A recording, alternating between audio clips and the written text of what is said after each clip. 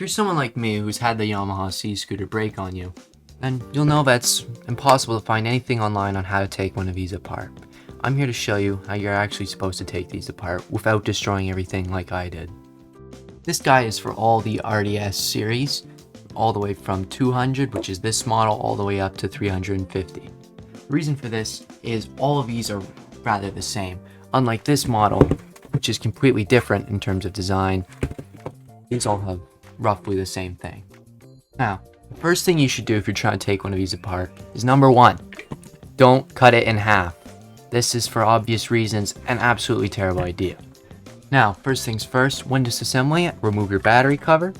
Over top of here, there should be 8 screws. After that, all you do is undo all these, pull them out.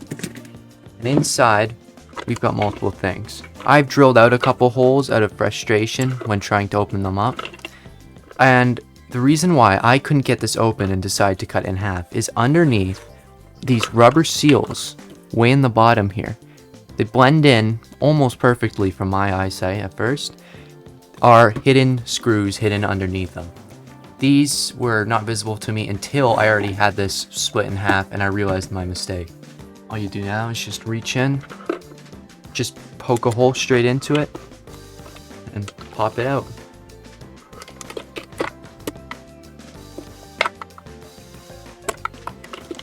They should just come out. Doesn't matter if you put a hole in them, they don't do much for water seal.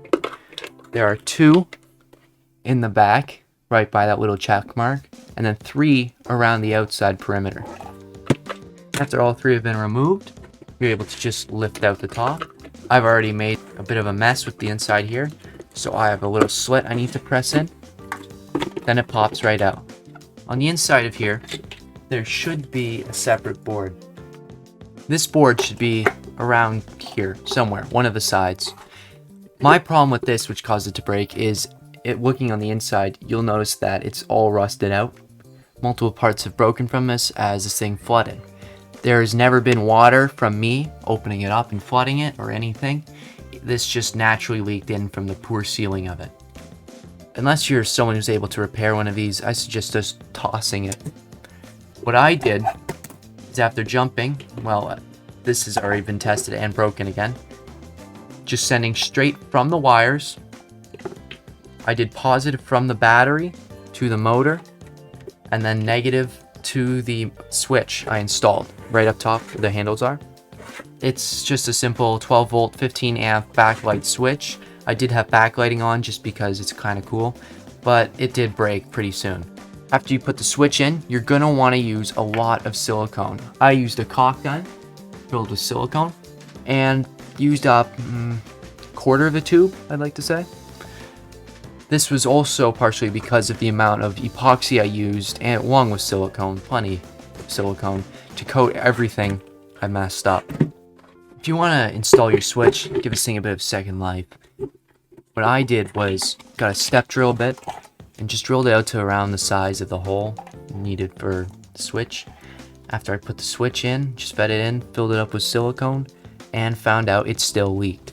If you're having this problem, what I did to solve it was I just coated, put a massive layer of silicone right over top of the switch, spread it around so it's just a thin layer. This way, no water can get in. You can still activate the switch from here. Just adds a bit of a rubbery texture to it, but it holds nicely. If you want to get into the motor, after you've already gotten everything out, there are screws all along the bottom panel here. This bottom panel goes to the motor. You're able to just unscrew all of them, reach in, and just pull it all out, just like that. I'm using an impact, standard Phillips bit. Screws are kind of long, so doing it by hand may get pretty tiring. I recommend just using an impact.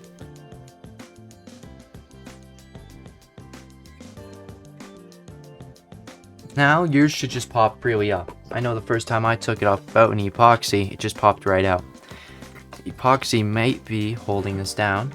Oh dear, I think I just bent my screwdriver. If it doesn't come up, you can just feed your screwdriver in, give it a couple love taps with a hammer.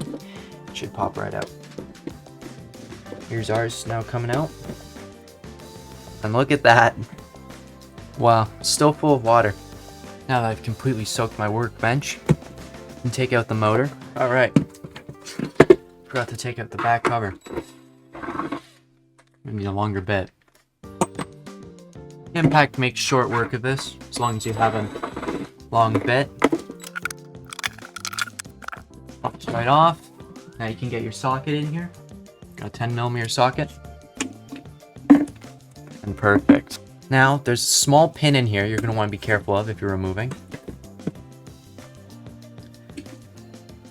You don't want to lose this pin, as very small chance you'll ever get a replacement. Now your motor comes right out, along with your light. Now my workbench is even more wet. Wow. This transmission is completely full. To be clear, this was a very clear transmission. You could see right into all the gears before I took it into the pool. So, once again, don't cut your scooter in half. Let's see if this motor actually works still. I doubt it. Well, I just got magic smoke, so there's our answer. Hopefully this was helpful to you. If it is, maybe you'll get an extra hour or two out of your Sea Scooter. It's about as long as this thing lasted new anyways, so...